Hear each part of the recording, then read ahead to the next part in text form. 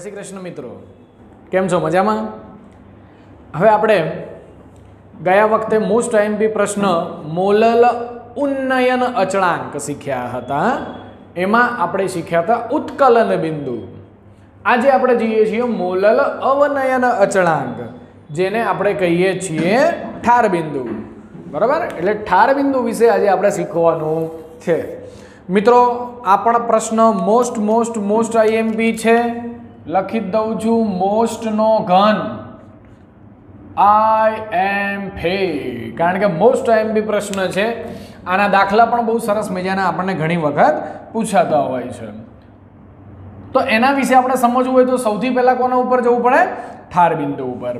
तो चलो सौथी पहला हूँ तमने ठार बिंदु शीखवाडुं छुं के भाई जे तापमाने गई वखते जे आपणे उत्कलन बिंदु में शीख्या था एमांथी थोड़ीक ज आगी पाछी, जे तापमाने पदार्थ तेनी प्रवाही अवस्था में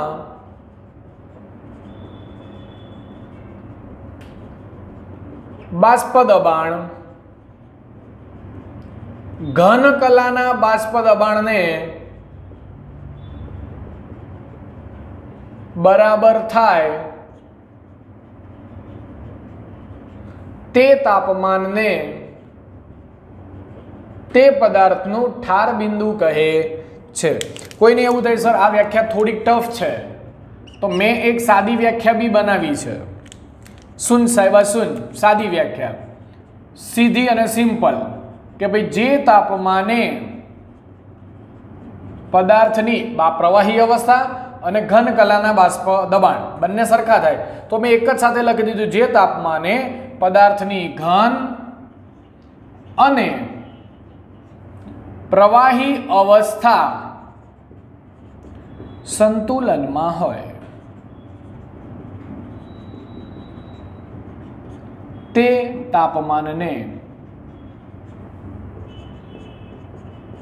ते पदार्थनु ठार बिंदु कहे छे। आ ठार बिंदुनी समझण थई के जे तापमाने पदार्थ तेनी प्रवाही अवस्था में बाष्प दबाण ए घन कलाना बाष्प दबाण ने केवुं होय? बराबर होय। मतलब बंने केवुं होय? सरखुं होय। बराबर, अथवा तो घन अने प्रवाही बंने अवस्था केवामां होय? संतुलन में होय। एने मतलब शुं कहेवामां आवे छे? समझो, धारो के हूँ तमने एक्जाम्पल तरीके कहूं छूं पाणी।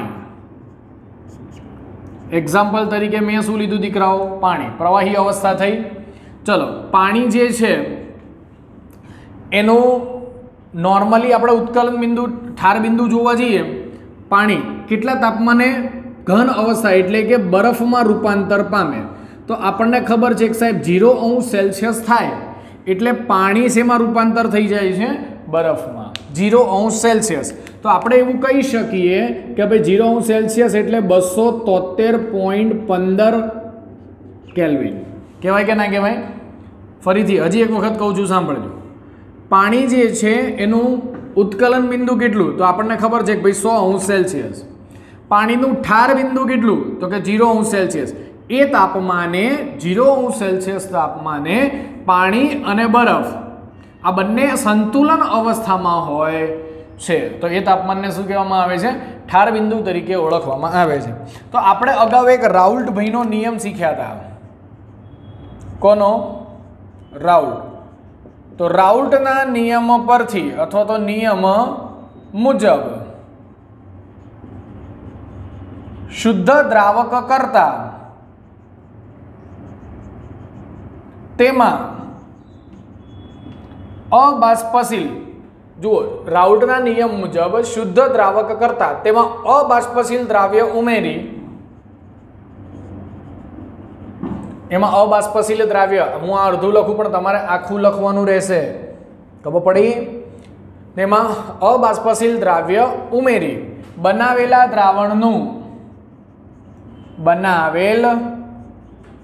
द्रावणनुं बाष्प दबाण हमेशा ओछुं होय छे। केवुं होय छे? ओछुं होय। एटले आपणे एवुं पण कही शकीए कि भाई जो कोई नीचा तापमाने, आ नीचुं ज गयुं ने, नीचुं ज गयुं, रूम टेम्परेचर करता तमे डाउन लाया 0°C लई गया एटले स्वाभाविक छे पाणीनुं शुं बनी गयुं? बरफ बनी गयुं। तो नीचा तापमाने प्रवाही द्रावण अने નીચા તાપમાને પ્રવાહી દ્રાવણ અને શુદ્ધ ઘન દ્રાવકના ઘન બનાવ્યો અને શુદ્ધ ઘન દ્રાવકના બાષ્પ દબાણ સમાન બની જાય છે. બાષ્પ દબાણ સમાન બની જાય. સાહેબ આપણે એ તો કીધું, શેમાં આવી જાય છે? સંતુલન અવસ્થામાં આવી જાય તો સ્વાભાવિક છે ને બાષ્પ દબાણ પણ કેવા થઈ જાય છે? સમાન. અને આ જ નીચા તાપમાનને શું કહેવામાં આવે છે? ઠાર બિંદુ.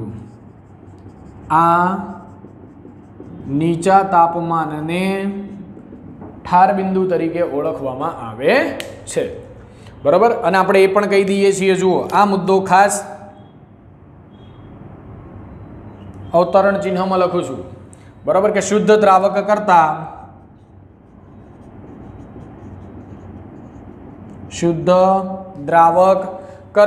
દ્રાવણનું ઠાર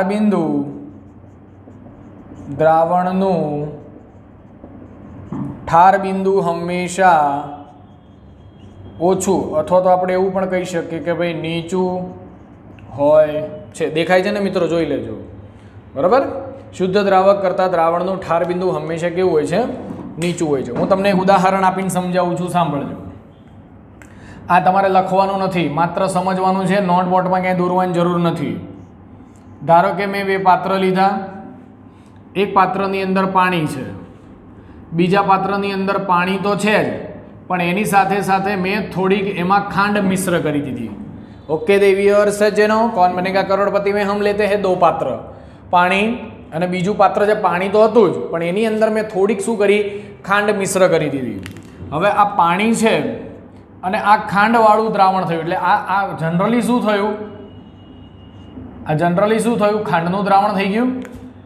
હવે આનું ઠાર બિંદુ તમે જોવા જશો, પાણીનું ઠાર બિંદુ કેટલું? તો કે સર 0°C. શુદ્ધ દ્રાવક હતું એનું 0°C. બરાબર. પણ હવે આ શું કર્યું મેં? એ શુદ્ધ દ્રાવકમાંથી શું બનાવ્યું? દ્રાવણ. તો એ દ્રાવણ જે છે એ 0°C કરતાં પણ કેવું જોવા મળશે? નીચું જોવા મળશે. મતલબ એ પણ કેવું જશે? માઇનસમાં જશે. ખ્યાલ આવે છે? તો પાણીનું 0°C, ખાંડનું દ્રાવણ જે છે એ 0°C કરતાં નીચું જાય છે. બરાબર. ખ્યાલ આવશે? આ તમારે સમજવા માટે જ હતું. એટલે આપણે એવું કીધું કે ભાઈ શુદ્ધ દ્રાવક કરતાં તેમાંથી જે દ્રાવણ બને છે એનું ઠાર બિંદુ હંમેશા કેવું હોય છે? નીચું હોય છે. ચલો હવે જઈએ છીએ આપણે નેક્સ્ટ મુદ્દા તરફ. ચાલો શું કહે છે? તો હવે તમને બે વ્યાખ્યા શીખવાડું છું. તમારી ચોપડીમાં આપેલી હોય કે ના હોય, પણ યાદ રાખવી જરૂરી છે. ઠાર બિંદુ અવનયન આપણો મુખ્ય ટોપિક છે. ઠાર બિંદુ અવનયન. ચલો વ્યાખ્યા બોલતો જાઉં છું, સાંભળજો. આગળ જે શીખ્યા એ જ શુદ્ધ દ્રાવક કરતા તેના દ્રાવણનું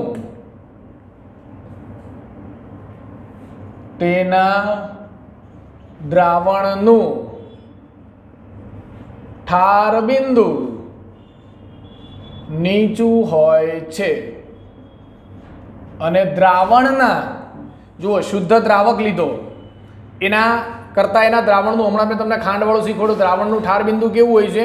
નીચું હોય છે. અને દ્રાવણના આ ઠાર બિંદુમાં થતા ઘટાડાને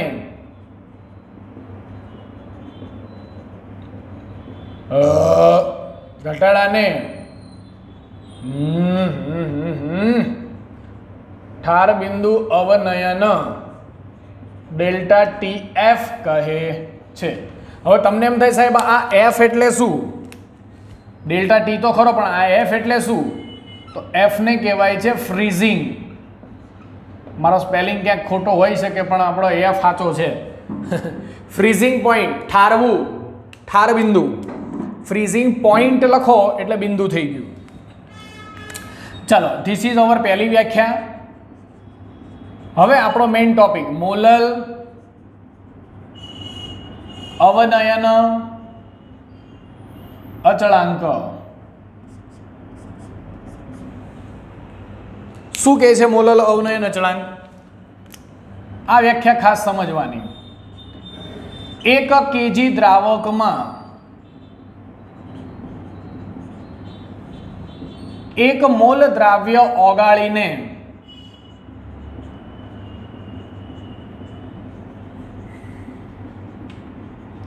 દ્રાવણ બનાવવામાં આવે ત્યારે ચલો ઠાર બિંદુમાં શું થાય? ઘટાડો. તો બસ 1 કિલોગ્રામ દ્રાવકમાં 1 મોલ દ્રાવ્ય ઓગાળીને દ્રાવણ બનાવવામાં આવે ત્યારે ઠાર બિંદુમાં થતા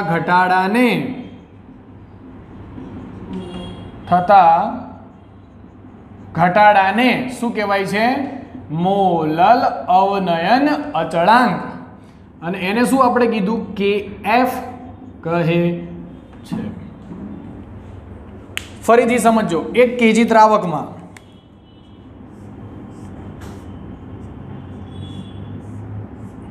2 પાત્ર, 1 kg દ્રાવક. આમ તો 1 પાત્ર લો તોય ચાલે, પણ મેં તમને સમજાવવા માટે 2 પાત્ર લીધા છે.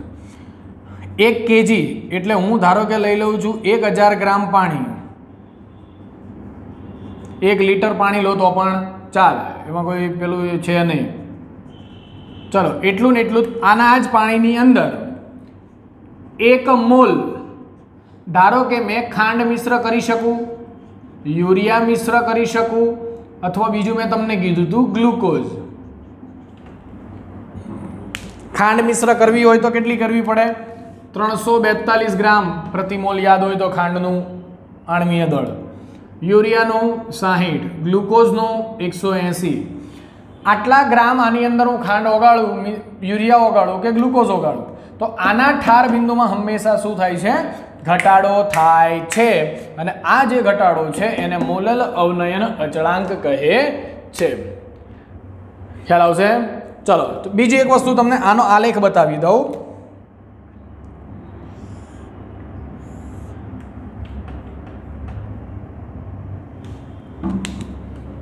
ઉપરની આકૃતિ ભૂસી દઉં છું, એની કોઈ જરૂરિયાત નથી. આ તો તમારી સમજ માટે જ આપણે દોરી હતી. ચલો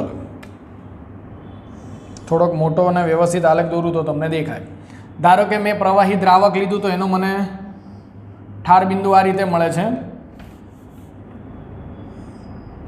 અને દ્રાવણનું લીધું તો મને થોડુંક ઘટાડો જોવા મળશે. જુઓ આ બાજુ હું લઈ લઉં છું બાષ્પ દબાણ,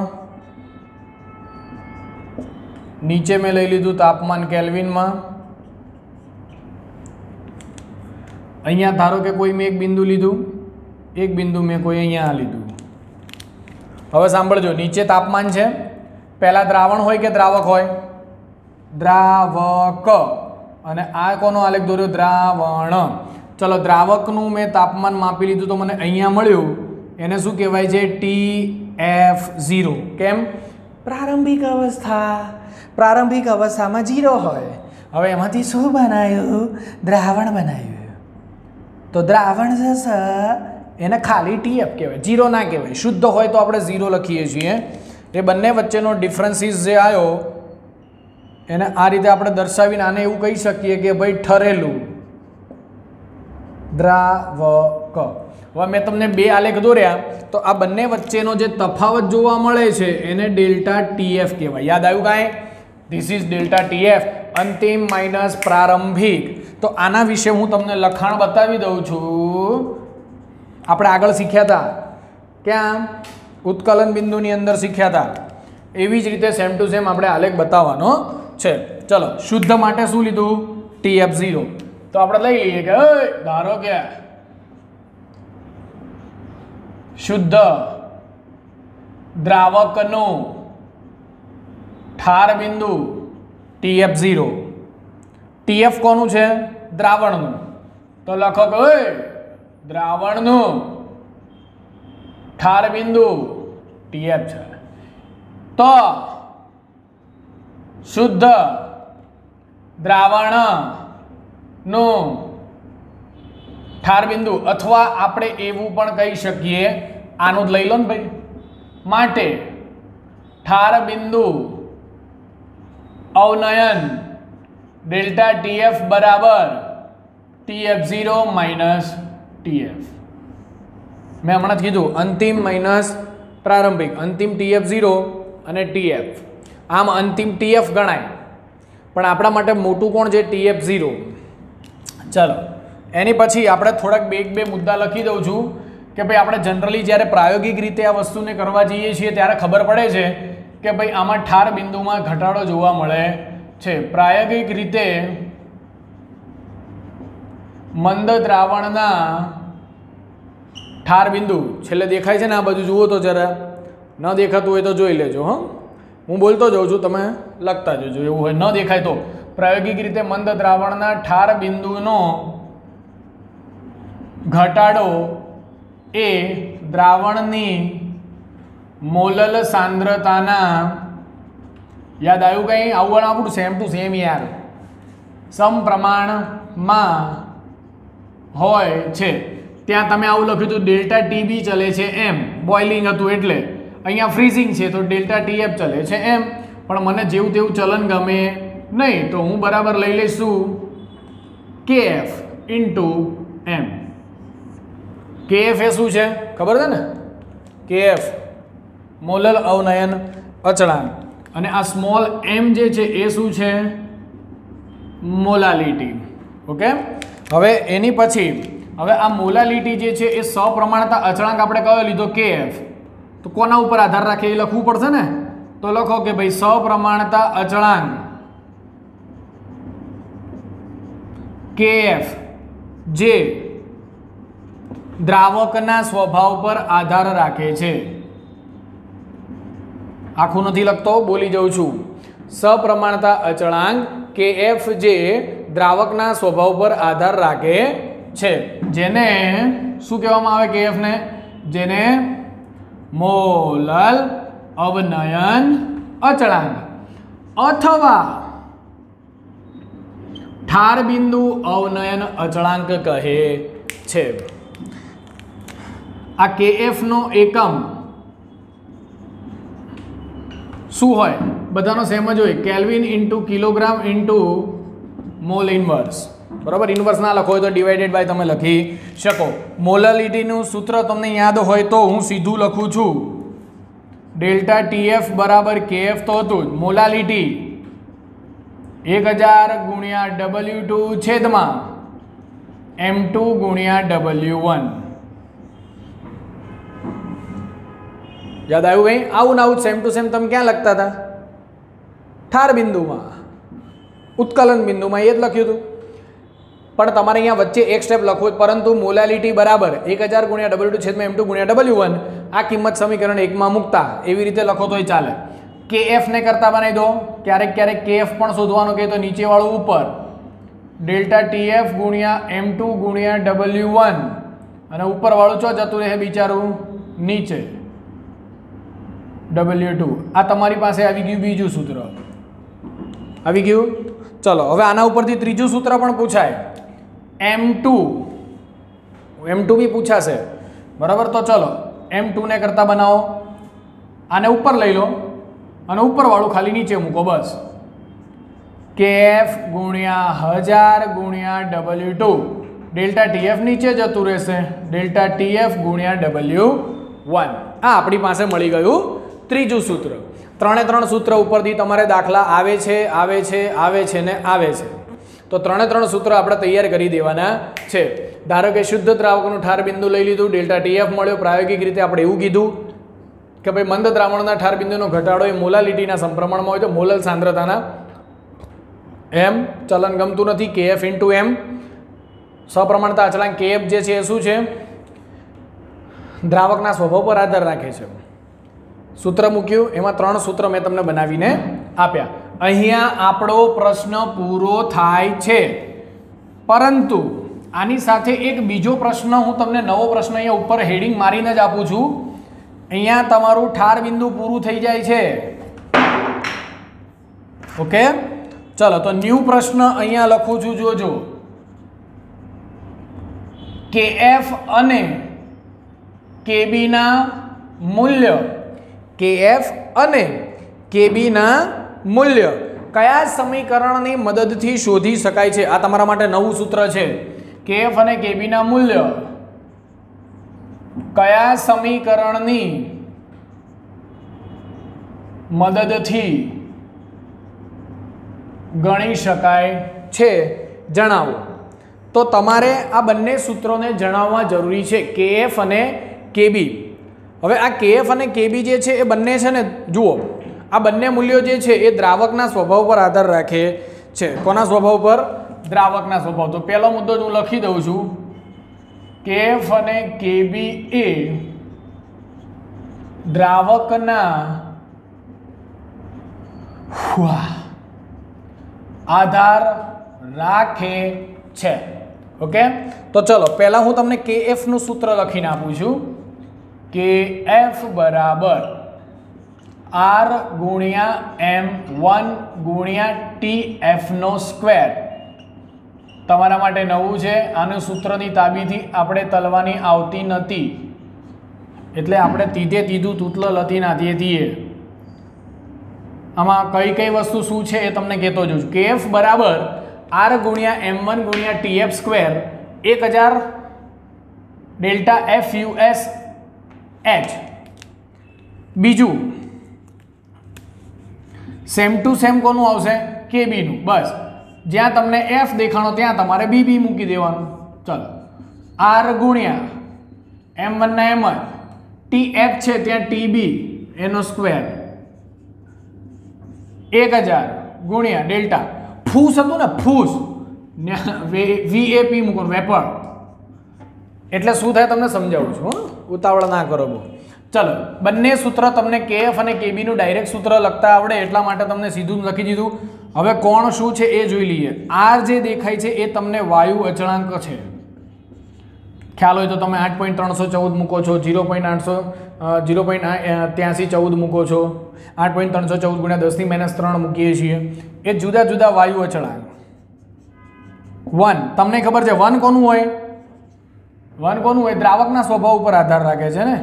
તો દ્રાવકનું આણ્વીય દળ વધારે જે હોય ને દ્રાવક એનું આણ્વીય દળ. F એટલે શું લે? ફ્રીઝિંગ. ફ્રીઝિંગ એટલે આજે આવ્યું ને, ફ્રીઝિંગ એટલે ઠાર બિંદુ કહેવાય. ચલો, તો આને શું કહેવાય? દ્રાવકનું ઠાર બિંદુ. સર, તો TB એટલે શું કહેવાય?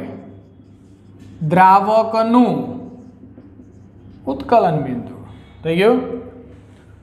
આર આવી ગયો, M આવી ગયો, TF આવી ગયો, TB આવી ગયો, 1000 બે વધ્યા. ડેલ્ટા ફૂસ અને ડેલ્ટા વેબ. ચલ, ફૂસ એટલે શું? FUS એટલે તો દ્રાવકની ગલન એન્થાલ્પી કહેવાય. શું કહેવાય એને? ગલન એન્થાલ્પી. ગલન એટલે મિશ્ર ઓગળવું કઈ રીતે.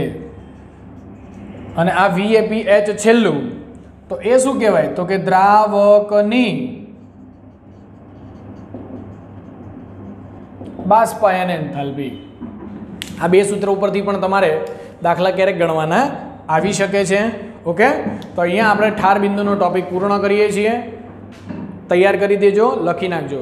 જય હિન્દ, જય ભારત.